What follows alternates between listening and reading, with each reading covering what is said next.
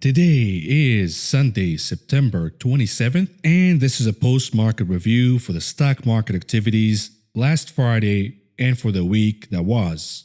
Per usual, here is the agenda of the day. We will cover an important discussion in the options market regarding Apple. We do have headlines, of course, regarding Nikola and the Federal Reserve. We will cover also the weekly heat map and the rotation trade analysis. We also do have charts of the SPY, the Qs, the VIX, the dollar index, gold, Apple, Tesla, and we will conclude the video, of course, with an important note on what to look for this upcoming week. And here we go, the diamonds closing in the green, 358.52 points, or an increase of 1.34%. The Nasdaq closing in the green, bouncing 241.30 points, or a gain of 2.26%.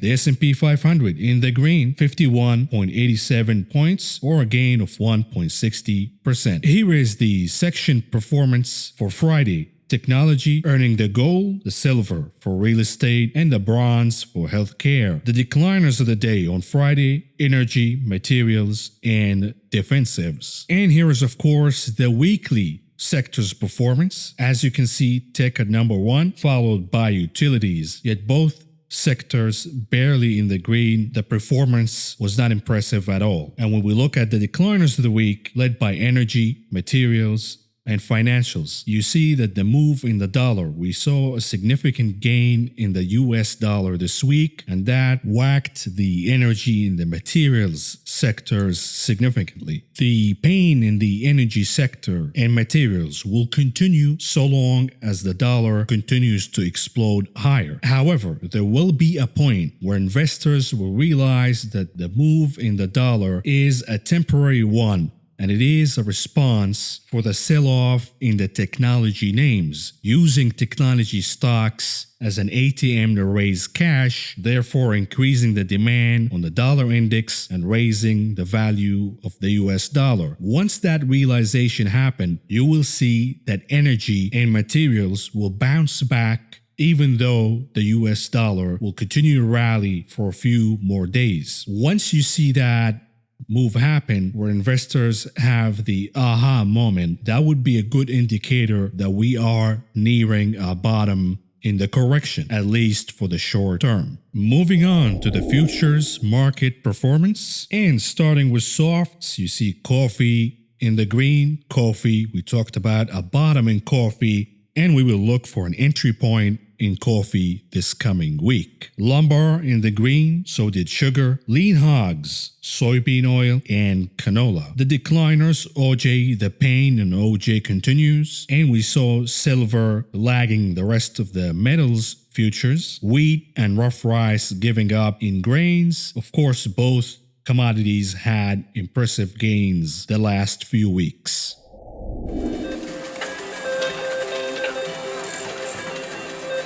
Moving on to the gamblers market, and of course, per usual, the Apple table was as hot as it can be, leading the pack with 2.25 million option contracts traded on Friday. 66% of those were calls. Tesla at number 2 per usual, 1 million contracts, 56.4% of those were calls. And Boeing coming at number 3. We saw a lot of airlines related bets last week, specifically in American Airlines and Boeing. 400,000 options traded on Friday for Boeing, 77% of those were calls. The notable action here is that coal options gambling mania is back, and it could drive the market higher. The rebound could go higher so long as the coal option mania is resumed. Take a look at a name like Zoom and Peloton. Significant uptick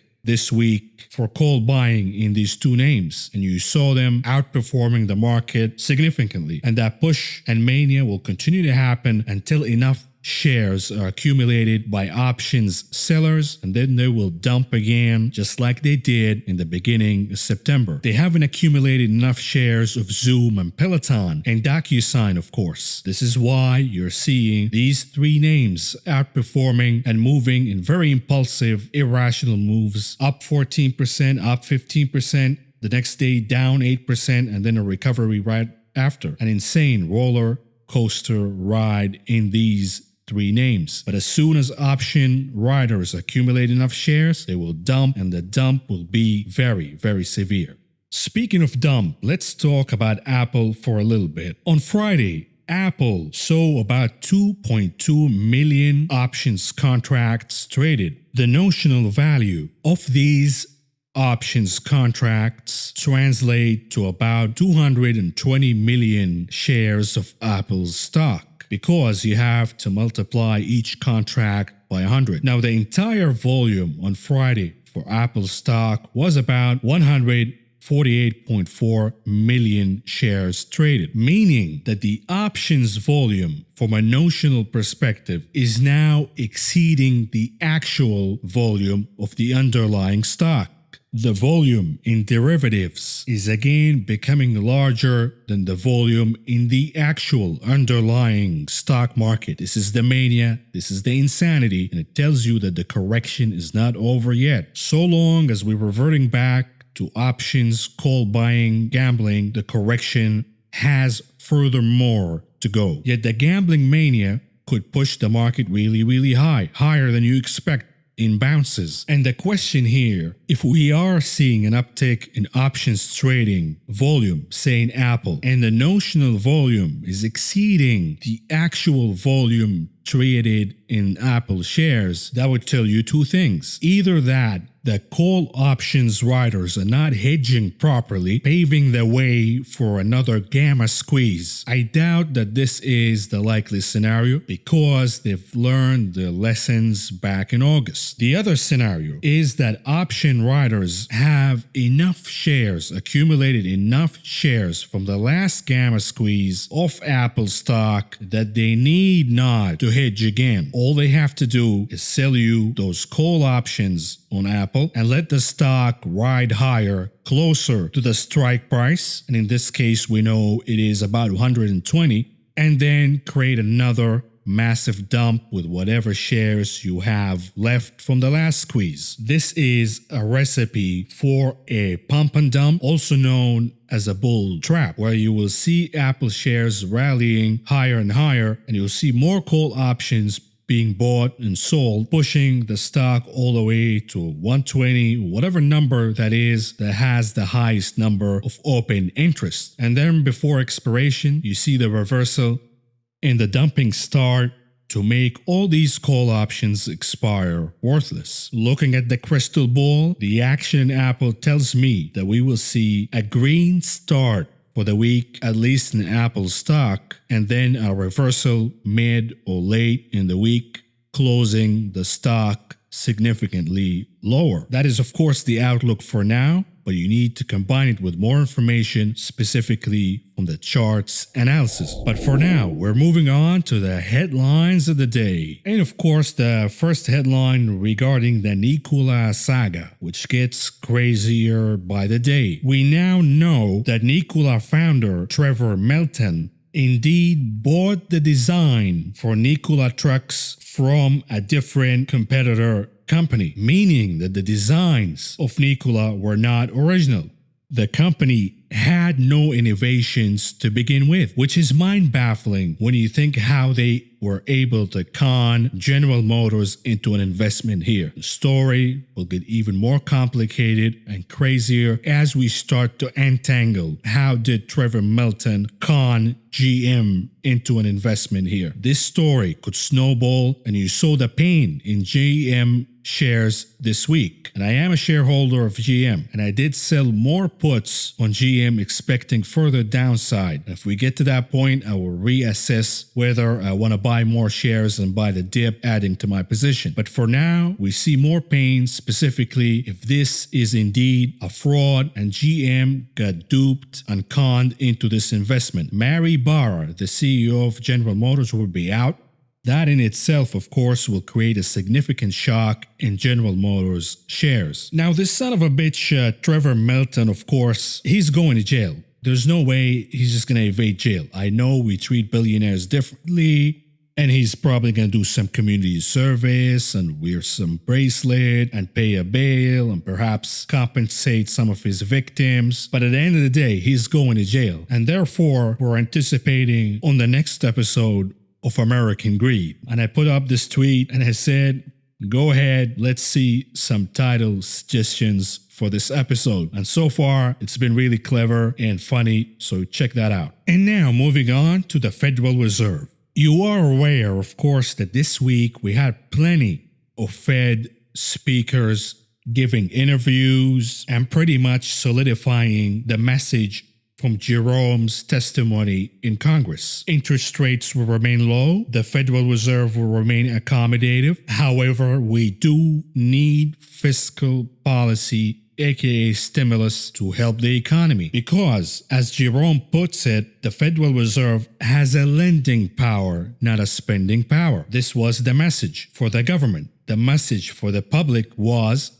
that inflation is going up. You better start spending and consuming right now. Of course, there was one outliner from the Federal Reserve personalities who said different things, really crazy things. We'll get to that in a little bit. But let's start with the Fed Vice Chairman Clarida. Because Fed personalities stumbled all over the place, and you saw Evans of Chicago saying that we could increase rates even before it hits 2%, and then he retracted the statement. You saw Bullard saying all the crazy stuff he said. So now Clarida came to Bloomberg and he tried to clarify things. Vice Chairman, thank you so much for joining us. What is the aspiration to reflate? How do we get to an inflation that is desirable? Well, thank you, Tom, and happy to do your show. Look, we have the same goals we've always had. We want maximum employment and we want price stability, which we define as 2% inflation in the long run. But we recognize that the world today looks a lot different than a decade ago, and we're spending a lot of time in the U.S. and abroad at the lower bound on policy rates. That puts downward bias on inflation and upward bias on unemployment. So to offset that bias, that new normal that we're operating in, what we said in our framework review is that appropriate monetary policy, when you come out of recessions and into recoveries, will not view 2% as a ceiling. We want to actually spend some time above and below 2% so we can anchor inflation expectations. We gave some very, very significant forward guidance in our meeting. Recently, what we said is that we expect we're going to keep rates at the current level, which is basically at zero, until we've reached maximum employment and until inflation has reached 2%. So lower for longer, and we've given some observable metrics that will indicate when that liftoff can happen. So here is the problem. Clarida is saying that we are looking at 2% not as a ceiling, but as an average, meaning that we could overshoot and stay there above 2% for as long as we need to. Yet no formulas, no framework, nothing there to specify how far and how long the Fed will tolerate inflation above 2%. Furthermore, he is assuming that reaching 2% inflation will be equivalent of full employment. That is a fallacy. What if full employment, after climbing from a very deep hole of the coronavirus crisis, perhaps needs 3 or 4% inflation to get there? What would the Fed do then? So, Richard, this is really important. Is it fair to say that an overshoot of 2% is not a prerequisite for liftoff then? It's just 2%.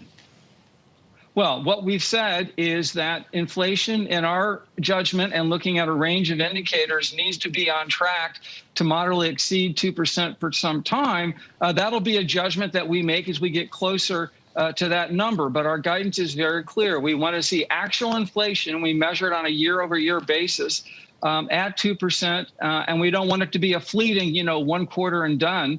And at that point, we'll assess what is the appropriate liftoff and the timing, but that's really down the road. It's really the liftoff is not till we get actual inflation and maximum employment in line with our objectives. And of course, Clarida here saying, look, if inflation overshoots 2%, we're just going to let it be for at least one quarter before reassessing and making a decision, meaning that they will eyeball things This is, of course, like baking a cake with no recipe. You're just eyeballing the ingredients, you're putting it in the oven, and see what happens. And the risk here, of course, is an overshoot in inflation, or the fact that we get to 2%, say 2.5%, 2.8%, and we still haven't recovered employment. Then what? Is the Fed going to let inflation ride higher, even higher than it is at that point? Or will it twist and adjust the tap of interest rates to keep inflation at a 2% average? And we know that reopening and closing the tap of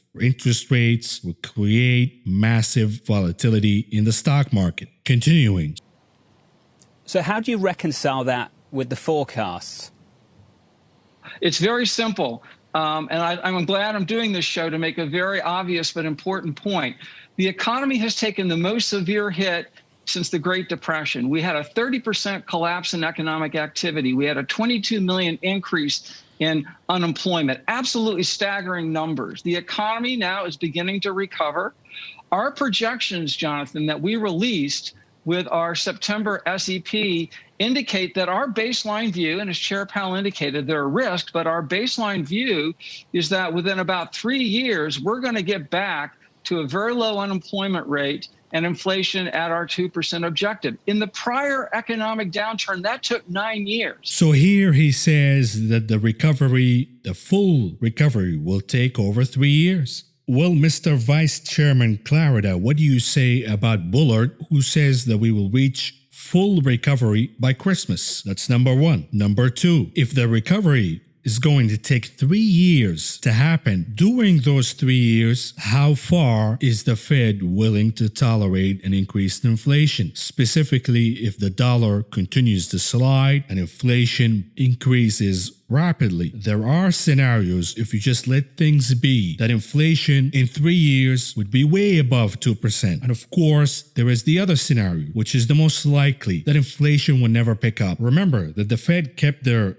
quantitative easing and interest rates as low as possible for as long as possible, the last 10 years. And we haven't seen inflation pick up above 2%. What makes you think that will be different this time around? And here is, of course, a chart from Lisa, who's interviewing Clarida. You'll hear in a second. And in this chart, you can see that inflation did recover after the March lows, but that came hand in hand with the stimulus and the unemployment, very generous unemployment benefits, meaning that we've created demand pull inflation. However, as you can see from the chart, that is starting to pull and curl downward as the unemployment benefit expired and as the stimulus money is evaporated, meaning that we saw an uptick in inflation and now the stimulus is out of the picture. Inflation will curl back down. And by the way, what is inflation according to the Fed? Because we know that housing prices are severely inflated. It is a bubble. And we know that asset prices in the stock market are in an enormous bubble right now. And Clarida will be asked this question in a little bit. But we also know that prices for everyday goods that Americans consume have increased rapidly. So what is inflation according to the Fed? It is wages.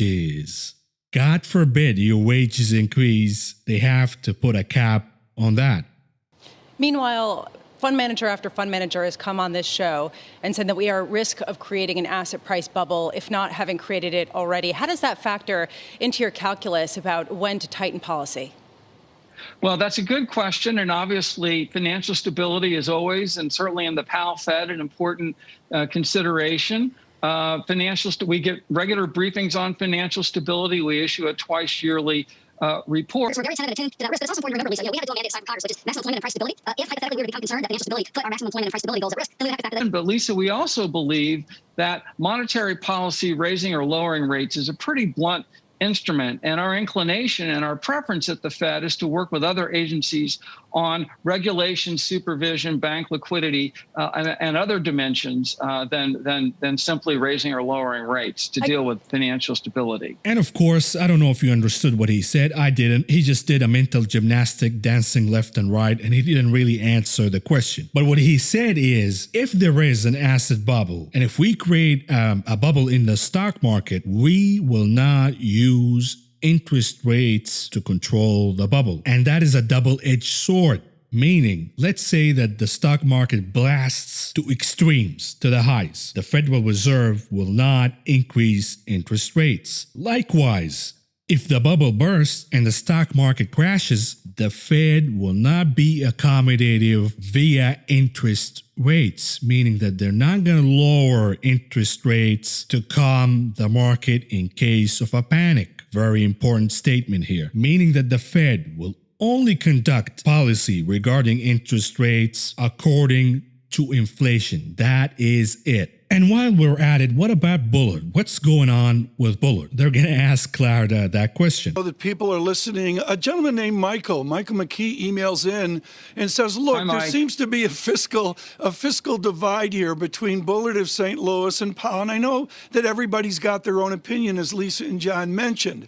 But the fiscal urgency right now, how do you fold the shock of an increasing deficit, the delta, the marginal, the first derivative of fiscal shock? How do you fold that into your Fed model? How urgent is it to get that fiscal space, that advantageous space? And of course, Clarida did not answer the question. He just brushed on it. He's not going to tell you that Bullard is out of his mind. But Bullard is indeed out of his mind because he's living in Neptune right now. He's riding the high cloud, rolling joint after joint and making crazy statements. Here is what Bullard said so far. This week, Bullard said there is no need for fiscal stimulus, that the government delivered enough aid, and he sees a full economic recovery by year end. Bullard's comments caused the market to crash midweek because the moment he said there is no need for fiscal, the market disagreed, meaning that the market is waiting and pricing in stimulus. Any disappointment in stimulus, you know what's going to happen. Bullard also said that the GDP for the third quarter will exceed 35%. Now here's a true story. Friday night, I went to the weed store and I asked for the Federal Reserve weed. The guy looked at me like I'm crazy. And I told him, you know the Bullard, you got the Bullard? And he said, no, I don't know what you're talking about. So I told him, listen, you go to the back, you look and you see, and you come back and you tell me you found it, that kind of deal. And he goes, listen, I understand what you're talking about. The Fed weed, the Bullard, that's for VIPs. And you can only have that in Jackson Hole. So I just took the regular people weed, I smoked it, and I did a little bit of math all night trying to figure out if I can reach the same GDP prediction as Bullard. It was a long night, lots of math, and even with my most liberal estimate, I came to 18.5% increase in the GDP in the third quarter. So Bullard is expecting double that. This is, of course, the effect of the Federal Reserve week. Moving on to the heat map analysis. As you can see from a daily perspective on Friday, it was a sea of green. It was rebound all over the place. It was a rebound day. You saw tech recovering, big tech. You also saw travel recovering with the casino names and the cruises, the airlines, some of the cyclicals and the defensives, even financials, not by much, but just by a little bit. And the names that lagged, of course, you can see Nike spiked significantly after earnings and giving up a little bit of that move. And Costco, of course, a high flyer, reported earnings, good earnings, but the stock is already pricing the story, so you saw a little bit of a give up there. Now, moving on to the weekly heat map analysis, and you can see the week was quite different. We're back to the same story. The FANG man stocks, Facebook, Apple, Netflix, Google, Microsoft, Amazon, Nvidia are outperforming. The rest of the market, not so much, in the red. So we're being led again by the big boxes of momentum names.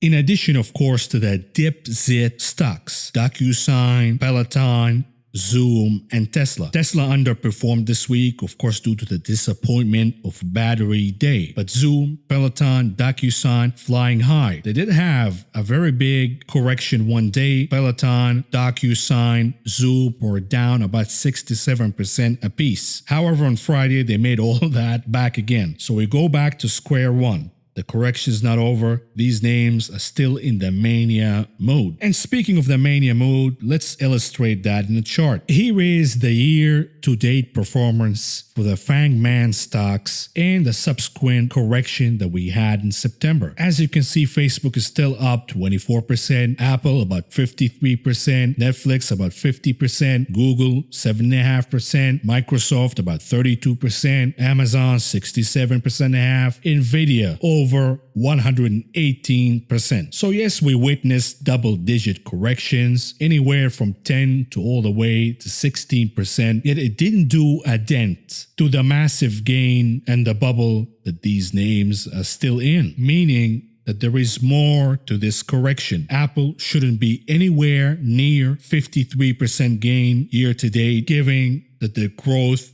is stagnant and the growth they had in the iPad and the Mac segment last quarter are temporary. And the same thing with Nvidia. We talked about the rush to buy and stock on chips. That will come to an end in the third quarter. And now the stock is pretty much pricing 10 years worth of growth. There is more to this correction. These names need to be hit harder, and the gambling mania via call options for these names need to come to a halt. And of course, when we move on to the poster boys of the bubble, the dip-zit names, DocuSign, Peloton, Zoom, and Tesla, you see the enormous triple-digit gains for the stock year to date, and the corrections are barely there. Look at the correction of Peloton, only 2.6%. That is not enough, and you can't call that a serious correction. And when you look at the forward PEs, we are in insanity mania levels. These forward PEs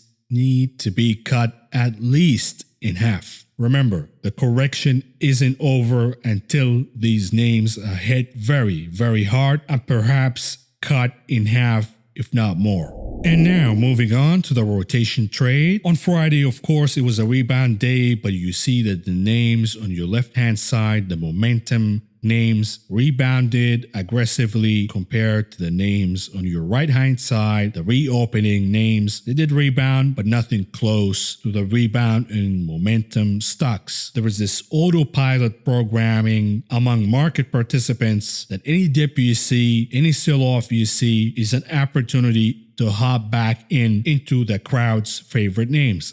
Apple, Facebook, Tesla, Zoom, Peloton. And this mentality, of course, has to be defeated and will be defeated. And of course, when we move on to a weekly perspective, you can see significant pain to the reopening names, due, of course, to the resurgence of the coronavirus in Europe. Once that news hit on Monday, you saw enormous pain for the names that we associate with reopening the economy. Furthermore, these names, or lots of them, are dependent on a weaker US dollar. The rally in the dollar added a double whammy to the pain in these names. Different story across the aisle in the momentum names. You see gains, nothing crazy. The intra-week trade was really volatile, up one day, down another, but all in all, these names managed to close in the green. And of course, you see the mania in DocuSign, Peloton, and Zoom continuing to march on their own beat. And now, moving on to the charts analysis, starting with the SPY, the S&P 500. Here is a 15 minutes perspective. We are still in the battle of the gap. We can't make it quite yet to the gap, and we can close above the gap. This is the next challenge for the SPY. It needs to reach the gap.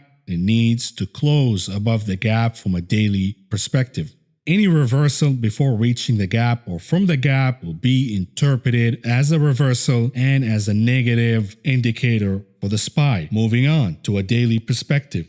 The goal, of course, here from a daily perspective beyond the gap is the 390 level. It is where you see the upper limit of the breakdown candle we've experienced recently. If we see enough momentum in the market this week, this will be the next target for the SPY, closing the gap and reaching the upper limit for the breakdown candle at about 390. What do we see from a weekly perspective? Nothing significant. We just see this hammerish look, very bullish hammer look amidst a big correction to the downside. Where did we see this before? November 18th. I highlighted the period for you, and what happened after this similar look in the SPY is a reversal week a red week, and then we went back and forth for a few weeks before resuming with another leg down in the correction. That is something to keep in mind for the big picture in the SPY. Moving on to the Qs, the NASDAQ. From a 15 minutes perspective, again, it's all about the gap. Can we reach and can we close above the gap?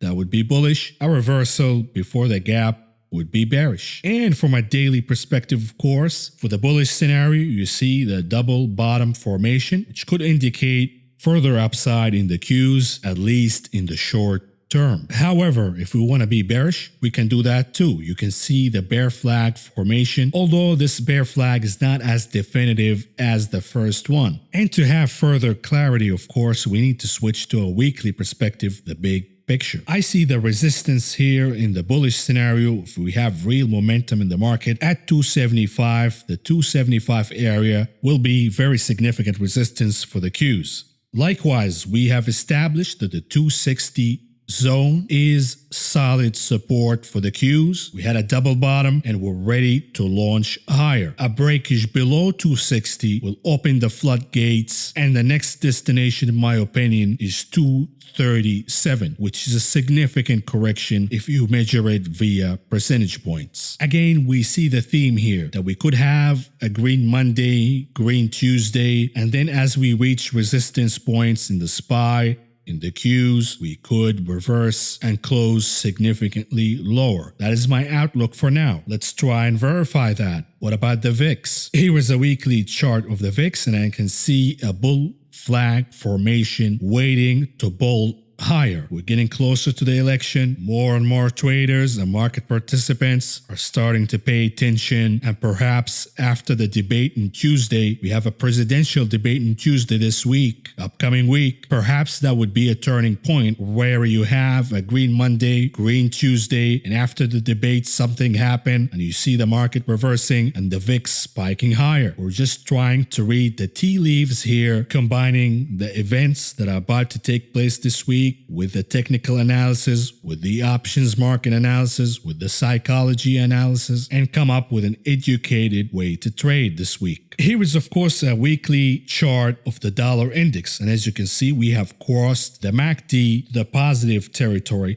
making green impressions in the histogram. Now, this is not a one-week wonder. Case in point, we've seen 3 cases where the dollar rebounded from a MACD perspective after a very steep decline. And in all 3 cases, the dollar index rebounded an average of about 5%. So if history is right, the dollar index would rally 5% from the breaking point. That would take us all the way to a dollar index at the 97 level, which is by coincidence represent significant resistance. This is my outlook for now. It's not going to take 1 week to do it. It could certainly, but we could have a red week and then another green week back and forth before we bolt higher all the way to 97. And that, of course, would correlate with a big significant correction in the market. Remember, the dollar index correlates with the trading, intraday trading with the NASDAQ in certain days, specifically days that are controlled with algorithmic trading. When you see lower volume and lower participation in the options market, the algos take control, and you see the NASDAQ and the dollar index trading hand in hand, as we've seen, of course, on Thursday. On Friday, on the other hand, it was a different picture. The dollar index rallied, so did all the indices. But you have to remember that the dollar index is a leading indicator, not a lagging one. And bolting higher is telling you that there is a rush to liquidity and there is a rush to raising cash. At least this is what the market is expecting. Now, a surge in the dollar index, of course, would translate into pain in gold. Here is a weekly chart of gold, and if we continue to surge in the dollar index, the gold has further down to go, specifically 6%. That would be a steep decline in gold prices. I started to nibble on gold, but after the move in the dollar index, I'm keeping my hands tied and I'm waiting to see an actual rebound in gold. I want to see the dollar index weakening and softening, reversing. That would be your signal to buy gold. However, I think that gold will reverse before the reversal of the dollar index, meaning if you see gold rallying and the dollar index rallying too, that could be an indicator that the dollar index is closing to a reversal to the downside, which will also could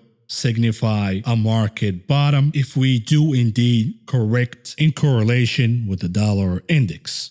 Moving on to a chart of Apple from a weekly perspective, here are the levels that you need to watch for. Of course, Apple is the most important chart and the most important stock of this upcoming week. Whatever Apple does, the market would follow. The bull case is Apple will go all the way to 120. We certainly have a large number of open interest in the option market for the 120 call, and perhaps options riders are waiting for that level to start dumping. But before that, we have a resistance at 113. This one has to be broken first. And of course, the support at 106. Breaking 106 will open the floodgates, and the destination would be, in the bearish case, at 96. That would be a very big correction from a percentage point perspective. And Tesla, what's going on with Tesla? Weekly chart, you can see the MACD crossing did not happen yet. Keyword yet. The crossing of the MACD to the negative territory, creating red impressions in the histogram, signifies the end of a trend. But we're also seeing a rolling down in the RSI, and that is not a good signal for any chart, not just Tesla. When you have a rolling down MACD and a rolling down RSI, that is signaling more pain in the picture. Of course, we do have earnings for Tesla on October 27th. So perhaps some Tesla shareholders will start dumping shares in anticipation of earnings, of course, after the disappointment of Battery Day. We know that Elon is scrambling from his tweets, he's scrambling his workers to reach the delivery goals for this upcoming quarter. Another sign, a signal that things are not going good in Tesla under the lid. And now let's conclude this video and discuss what we need to look for this week. Again, an expectation, of course, of a green or higher opening on Monday, perhaps Tuesday, and then a reversal thereafter. Now, if we open gapping down on Monday, that would be a disaster, and you will see a massive flush this week because the market has unlocked a very important milestone in the correction, the 10%. When you unlock the 10% correction, specifically after a very steep bullish trend, you're not going to stop at 10. And I will leave, of course, these experts on CNBC to explain it for you. Let's get back to the markets conversation. Are the charts pointing to a market pullback, as James has been predicting? Let's bring in the chart master, Carter Worth. So, Carter, what are you seeing?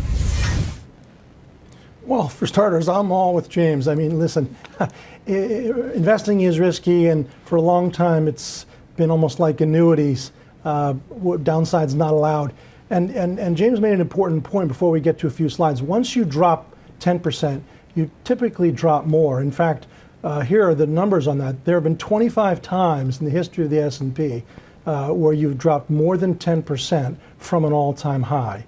And the mean decline is more like 27, median around 21. So once you trigger 10, it quite often cascades into more. Furthermore, last week and the week before, we have witnessed a very huge exodus out of the bonds market, specifically the junk bonds market. And that came hand in hand as the Fed speakers were talking. The HYG had a very big outflow the last 2 weeks. Now remember, investors stampeded and bought the HYG and junk bonds in general due to a psychological conditioning of expecting the Fed to buy it from them at a higher price. The exodus is a signal of a lack of confidence that the Fed will deliver on their promise to buy junk bonds. When you look at the balance sheet of the Fed, they actually didn't spend a lot of money buying junk bonds. The majority of the move happened from regular investors buying first, asking questions later. Is this the time when they're asking questions and reevaluating where the Fed position is in this market? And if they have a lack of confidence in the Fed's ability to deliver on their promises to buy junk bonds and other bond ETFs, and we see a continuation of the decline in the bonds market, that is a leading indicator for you. The stock market would follow. Number 3, and the last thing I'm watching for this week, is the open interest, or rather the change in open interest in Apple's stock. Say we have a green day, Monday and Tuesday. On Tuesday, if I see the 120 calls on Apple being closed, meaning that the open interest is decreasing, that would be your signal right there that a reversal is imminent, specifically in the Nasdaq. So again, we're watching for a reversal because we know historically that once you unlock 10%, there is more. And we're watching the bonds market for a continuation of the outflow that would be negative for stocks. And of course, we're watching the change in open interest for Apple options,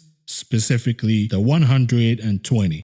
If you found the information presented in this video helpful, please subscribe, press the like button, the notification button, and follow me on social media.